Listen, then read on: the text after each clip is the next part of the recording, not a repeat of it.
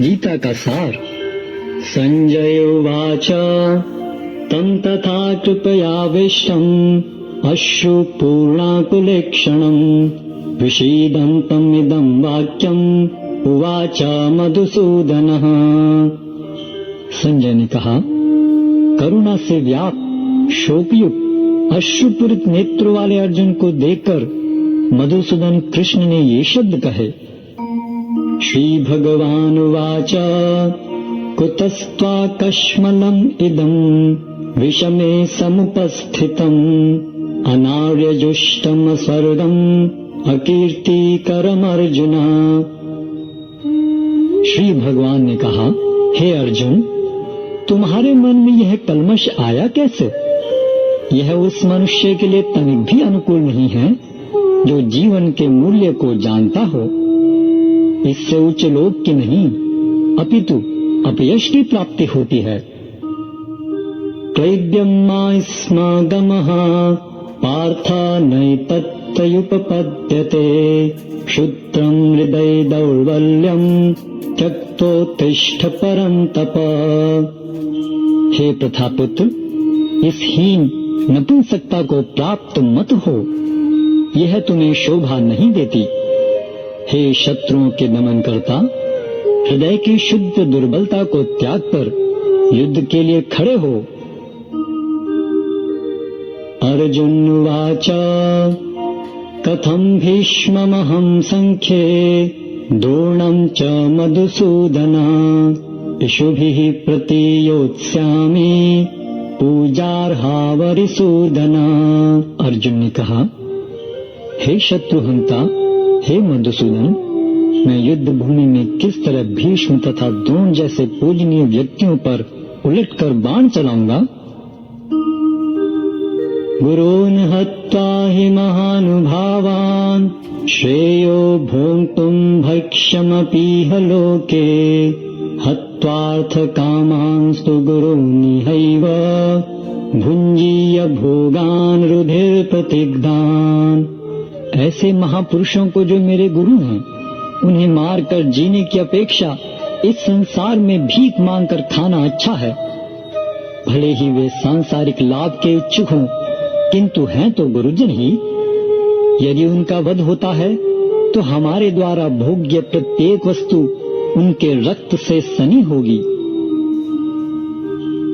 नैचैतद्विद्मः कतरन्यो गरीयो यद्वा जयेम यदि वा नो जयेयुः यानेव हत्वा न जिजीविषाम तेव स्थिताः प्रमुखे धार्तराष्ट्राः।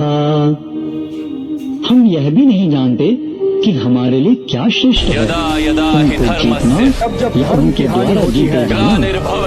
यदि हम धृतराष्ट्र के पुत्रों का वध कर देते हैं तो हमें जीवित रहने की आवश्यकता नहीं है। फिर भी वे युद्ध भूमि में हमारे समक्ष खड़े हैं।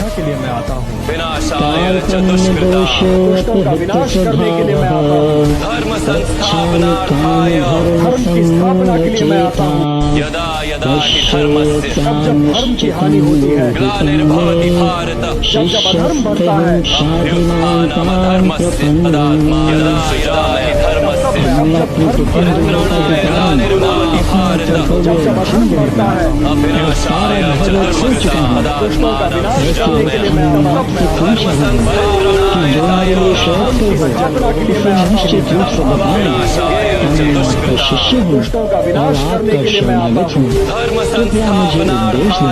धर्म की स्थापना के लिए मैं नहीं प्रपश्यामि मातुमज्ञात् यच्छोकमुच्छोषणमिन्द्रियाणाम् अवाप्य भूमावसपत्नमृद्धम् राज्यम् सुराणामपि चाधिपत्यम्।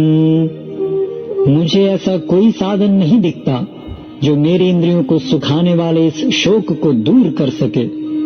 स्वर्ग पर देवताओं के अधिपत्य की तरह इस धन धान्य संपन्न सारी पृथ्वी पर निष्कंटक राज्य प्राप्त करके भी मैं इस शोक को दूर नहीं कर सकूंगा। संजय उवाच एवमुक्त्वा ऋषिकेशम् गुडाकेशः परन्तप न योत्स्यैति गोविन्दम् उक्त्वा तूष्णीं बभूवः। संजय ने कहा, इस प्रकार कहने के बाद शत्रुओं का दमन करने वाला अर्जुन कृष्ण से बोला, हे गोविंद, मैं युद्ध नहीं करूंगा, और चुप हो गया। तमुवाच ऋषिकेशः प्रहसन्निव भारत सेनयोरुभयोर्मध्ये विषीदन्तम् इदं वचः। हे भरतवंशी धृतराष्ट्र, उस समय दोनों सेनाओं के मध्य शोकमग्न अर्जुन से कृष्ण ने मानो हंसते हुए ये शब्द कहे। श्री भगवान वाच अशोच्यानन्वशोचस्त्वम् प्रज्ञावादांश्च भाषसे गतासु न गतासूश्च नानुशोचन्ति पंडिताः। श्री भगवान ने कहा, तुम पांडित्यपूर्ण वचन कहते हुए उनके लिए शोक कर रहे हो जो शोक योग्य नहीं है। जो विद्वान होते हैं वे न तो जीवित के लिए न ही मृत के लिए शोक करते हैं। न त्वेवाहं जातु नासं न त्वं नेमे जनाधिपा न चैव न भविष्यामः सर्वे वयमतः परम्। ऐसा कभी नहीं हुआ कि मैं न रहा हूँ या तुम न रहे हो, अथवा ये समस्त राजा न रहे हों, और न ऐसा है कि भविष्य में हम लोग नहीं रहेंगे। देहिनो अस्मिन् यथा देहे कौमारं यौवनं जरा तथा देहांतर प्राप्ते धीरस्तत्र न मुह्यति। जिस प्रकार शरीरधारी आत्मा इस वर्तमान शरीर में बाल्यावस्था से तरुणावस्था में और फिर वृद्धावस्था में निरंतर अग्रसर होता रहता है, उसी प्रकार मृत्यु होने पर आत्मा दूसरे शरीर में चला जाता है। धीर व्यक्ति ऐसे परिवर्तन से मोह को प्राप्त नहीं होता। मात्रा स्पर्शास्तु कौन्तेय शीतोष्ण सुख दुःखदाः आगमापायनो नित्यास् तां तितिक्षस्व भारत। हे कुंती पुत्र, सुख तथा दुख का क्षणिक उदय तथा कालक्रम में उनका अंतर्धान होना सर्दी तथा गर्मी की ऋतुओं के आने जाने के समान है। हे भरतवंशी, वे इंद्रिय बोध से उत्पन्न होते हैं और मनुष्य को चाहिए कि अविचल भाव से उनको सहन करना सीखे। यं हि नागतयन्ते ते पुरुषं पुरुषर्षभ सम दुख सुखं धीरं सोऽमृतत्वाय कल्पते। हे पुरुष श्रेष्ठ अर्जुन, जो पुरुष सुख तथा दुख में विचलित नहीं होता और इन दोनों में संभाव रहता है, वह निश्चित रूप से मुक्ति के योग्य है। नासतो विद्यते भावो न भावो विद्यते सतः उभयोरपि दृष्टवन्तः तु अनयोस्तत्त्वदर्शिभिः। तत्वदर्शियों ने यह निष्कर्ष निकाला है कि असत भौतिक शरीर का तो कोई चिरस्थायित्व नहीं है, किंतु सत आत्मा अपरिवर्तित रहता है। उन्होंने इन दोनों की प्रकृति के अध्ययन द्वारा यह निष्कर्ष निकाला है। अविनाशी तु तद्विद्धि येन सर्वं इदं ततं विनाशम् अव्ययस्यास्य न कश्चित् कर्तुमर्हति। जो सारे शरीर में व्याप्त है उसे ही तुम विनाशी समझो। उस अव्यय आत्मा को नष्ट करने में कोई भी समर्थ नहीं है।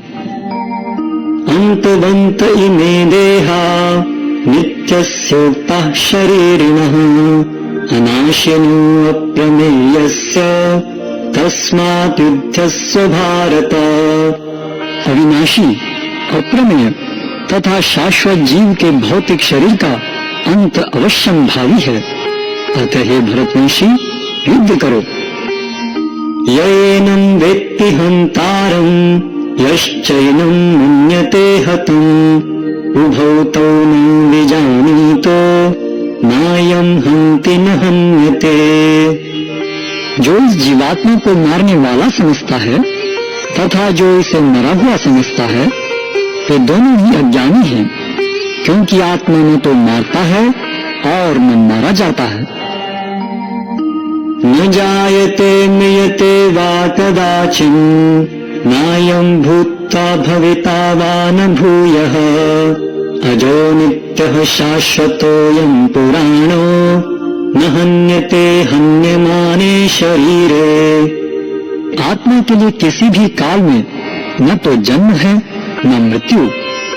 वह न तो कभी जन्मा है न जन्म लेता है और न जन्म लेगा। वह अजन्मा, नित्य, शाश्वत तथा पुरातन है। शरीर के मारे जाने पर वह मारा नहीं जाता। वेदा विनाशिनं नित्यं य एनम् अजमव्ययम् कथं स पुरुषः पार्थ कं घातयति हन्तिकम्। हे पार्थ, जो व्यक्ति यह जानता है कि आत्मा अविनाशी, अजन्मा, शाश्वत तथा अव्यय है, वह भला किसी को कैसे मार सकता है या मरवा सकता है। वासांसि जीर्णानि यथा विहाय नवानि गृह्णाति नरोपराणि तथा शरीराणि विहाय जीर्णानि अन्यानि संयाति नवानि देहि। जिस प्रकार मनुष्य पुराने वस्त्रों को त्याग कर नए वस्त्र धारण करता है, उसी प्रकार आत्मा पुराने तथा व्यर्थ के शरीरों को त्याग कर नवीन भौतिक शरीर धारण करता है। नैनं छिन्दन्ति शस्त्राणि नैनं दहति पावकः न चैनं क्लेदयन्त्यापो न शोषयति मारुतः। यह आत्मा न तो कभी किसी शस्त्र द्वारा खंड खंड किया जा सकता है, न अग्नि द्वारा जलाया जा सकता है, न जल द्वारा भिगोया या वायु द्वारा सुखाया जा सकता है। अच्छेद्योऽयं न दाह्योऽयम् अक्लेद्य शोष्य एव च नित्यः सर्वगतः स्थाणो अचलोऽयं सनातनः। यह आत्मा खंडित तथा अवलंबनशील है। इसे न तो जलाया जा सकता है न ही सुखाया जा सकता।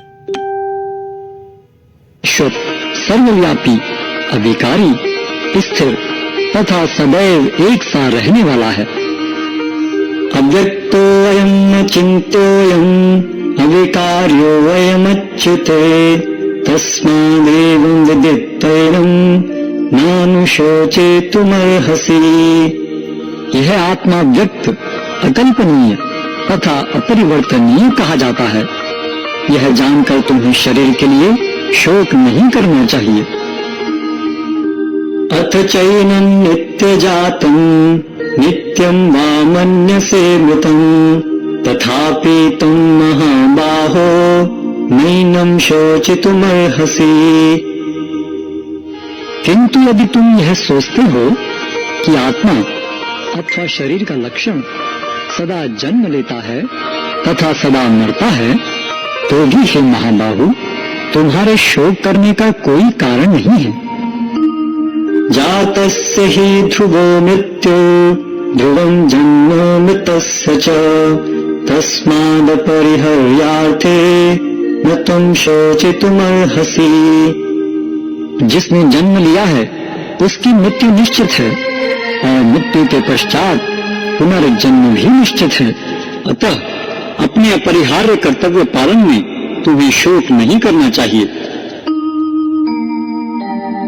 अव्यक्तादीनि भूतानि व्यक्तमध्यानि भारत अव्यक्तमिदनाम्येव तत्र का परिदेवना।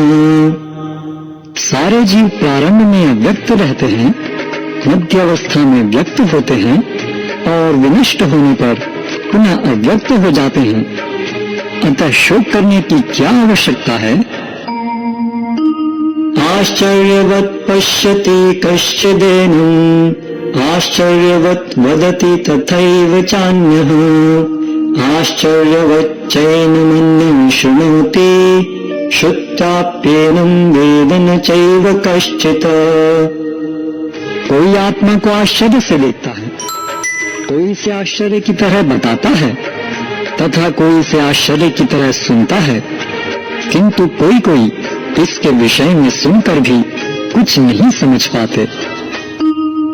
देहि नित्यमवध्योऽयं देहे सर्वस्य भारत, तस्मात् सर्वाणि भूतानि न त्वं शोचितुमर्हसि। हे भरतवंशी, शरीर में रहने वाले देही का कभी भी वध नहीं किया जा सकता, अतः तुम्हें किसी भी जीव के लिए शोक करने की आवश्यकता नहीं है। स्वधर्मपि चावेक्ष्य न विकम्पितुमर्हसि, धर्मयाद् युद्धाश्रेयो अन्यत् क्षत्रियस्य न विद्यते।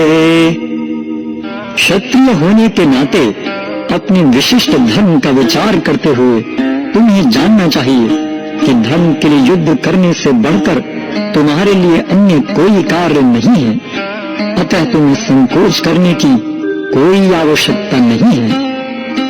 यदृच्छया चोपपन्नं स्वर्गद्वारम् अपावृतं, सुखिनः क्षत्रिया पार्थ लभन्ते युद्धमीदृशम्। हे पार्थ, वे क्षत्रिय सुखी हैं जिन्हें ऐसे युद्ध के अवसर अपने आप प्राप्त होते हैं, जिससे उनके लिए स्वर्गलोक के द्वार खुल जाते हैं। अथ चेत्तमिमं धर्म्यं संग्रामं न करिष्यसि, ततः स्वधर्मं कीर्तिं च हित्वा पापमवाप्स्यसि।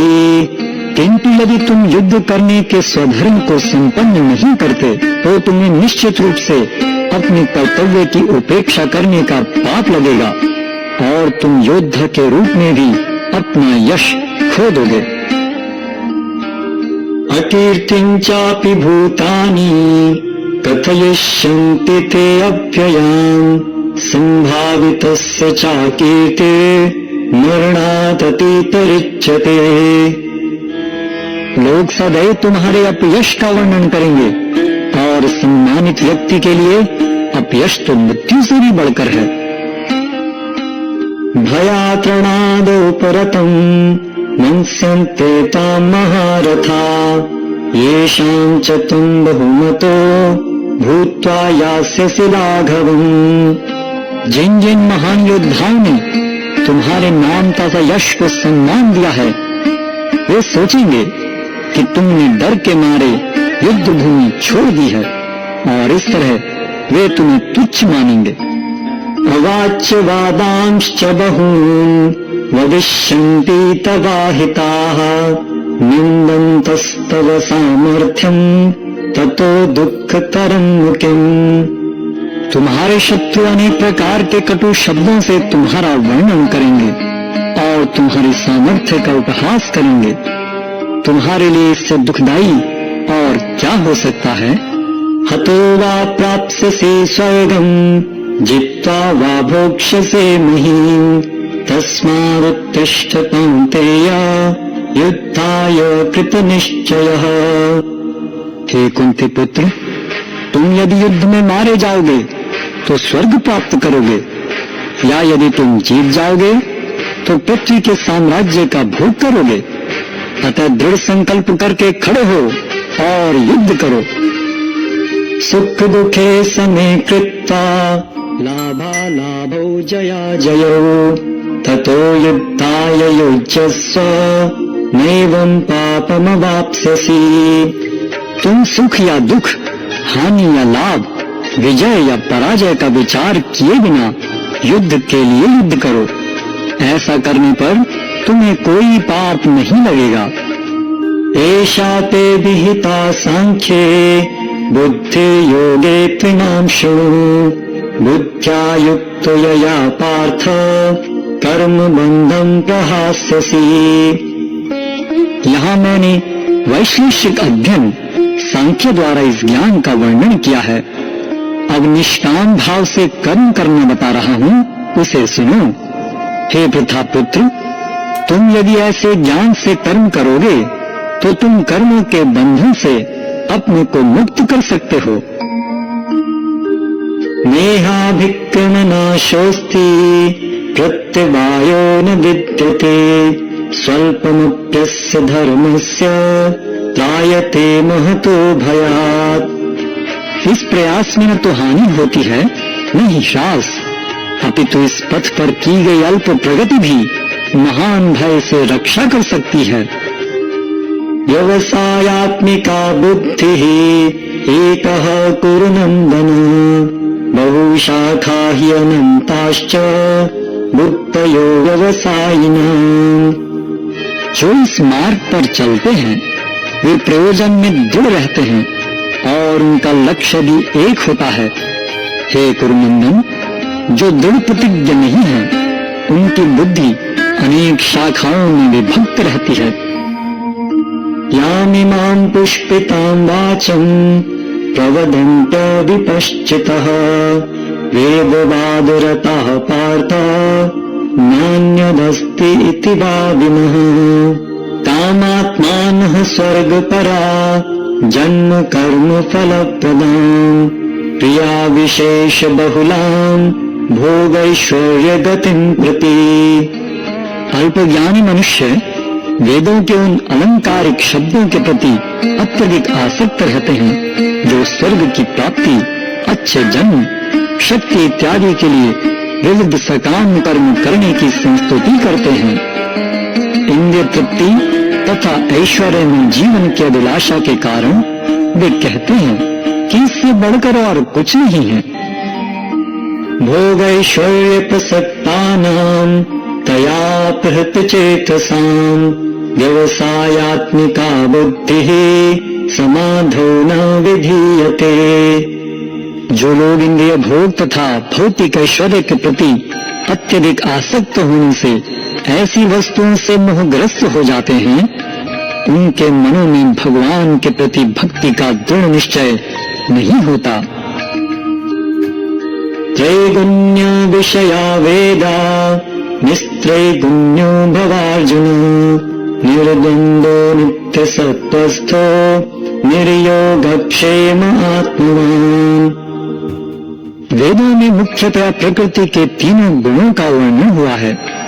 हे अर्जुन, इन तीनों गुणों से ऊपर उठो, समस्त द्वैतों और लाभ तथा सुरक्षा की सारी चिंताओं से मुक्त होकर आत्मपरायण बनो। यावनर्थ उदपाने सर्वतः संप्लुतोदके तावान् सर्वेषु वेदेषु ब्राह्मणस्य विजानतः। एक छोटे से कूप का सारा कार्य एक विशाल जलाशय से तुरंत पूरा हो जाता है।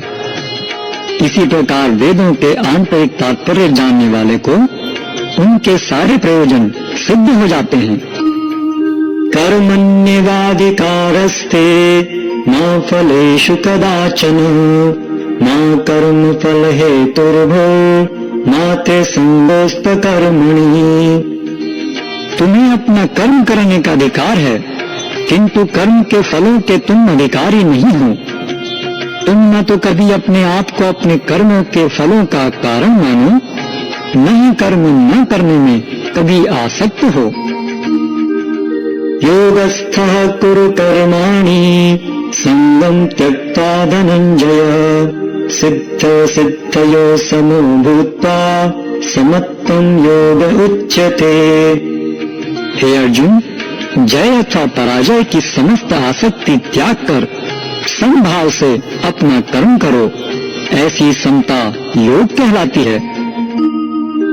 दूरेण ह्यवरं कर्म बुद्धि योगात् धनंजय बुद्धौ शरणमन्विच्छ कृपणाहं फलहेतवः।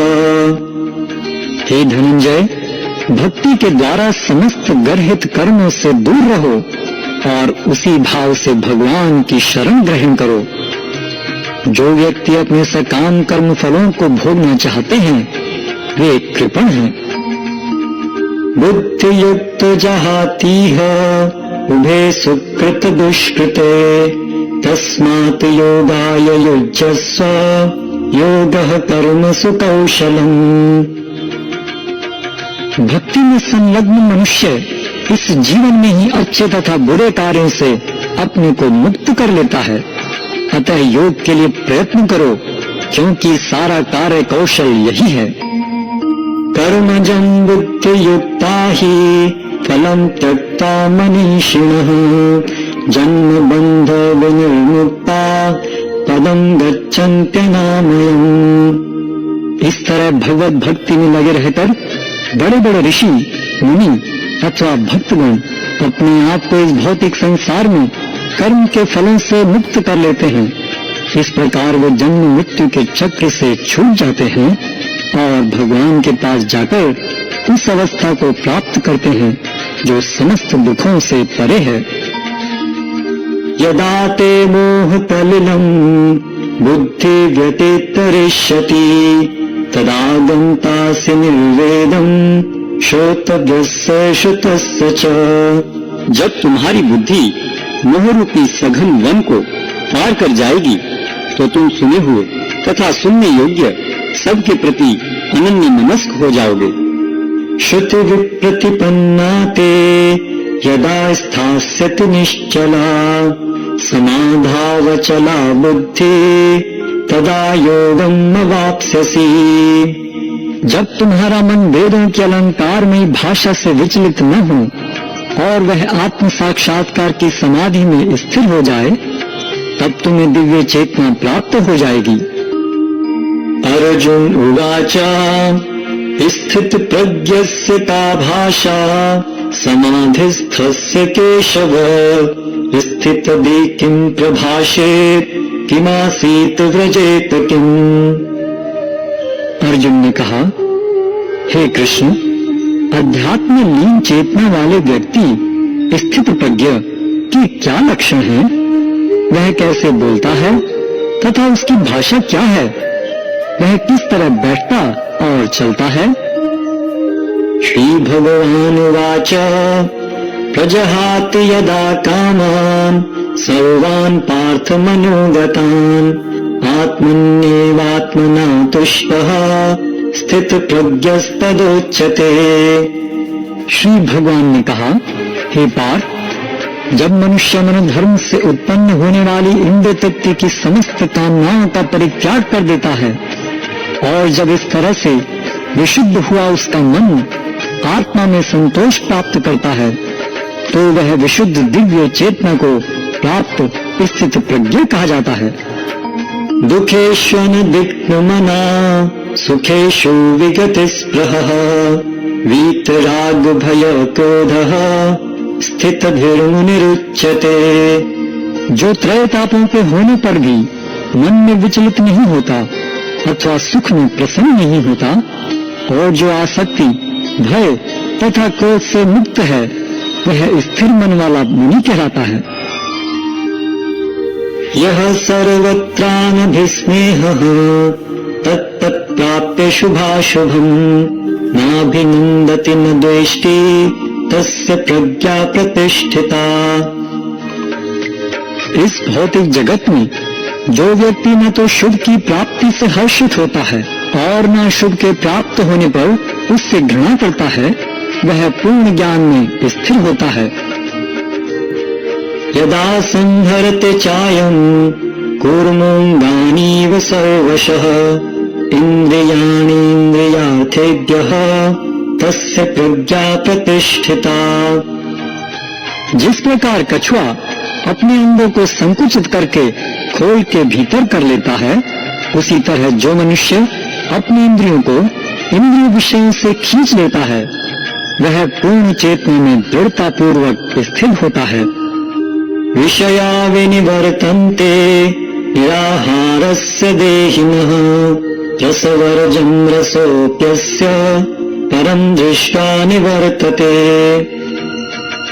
देहधारी जीव इंद्रिय भोग से भले ही निवृत्त हो जाए और उसमें इंद्रिय भोगों की इच्छा बनी रहती है, लेकिन उत्तम रस के अनुभव होने से ऐसे कार्यों को बंद करने पर वह भक्ति में स्थिर हो जाता है। यततो हि अपि कौन्तेय पुरुषस्य विपश्चितः इंद्रियाणि प्रमाथीनि तरन्ति प्रसभं मनः। हे अर्जुन, इंद्रियां इतनी प्रबल तथा वेगवान हैं कि वे उस विवेकी पुरुष के मन को भी बलपूर्वक हर लेती हैं जो उन्हें वश में करने का प्रयत्न करता है। तानि सर्वाणि संयम्य युक्त आसीत मत्परः वशे हि यस्येन्द्रियाणि तस्य प्रज्ञा प्रतिष्ठिता। जो इंद्रियों को पूर्णतया वश में रखते हुए इंद्रिय संयमन करता है और अपनी चेतना को मुझ में स्थिर कर देता है, वह मनुष्य स्थिर बुद्धि कहलाता है। ध्यायतो विषयान् पुंसः संगस्तेषुपजायते संगात् संजायते कामः कामात् क्रोधोऽभिजायते।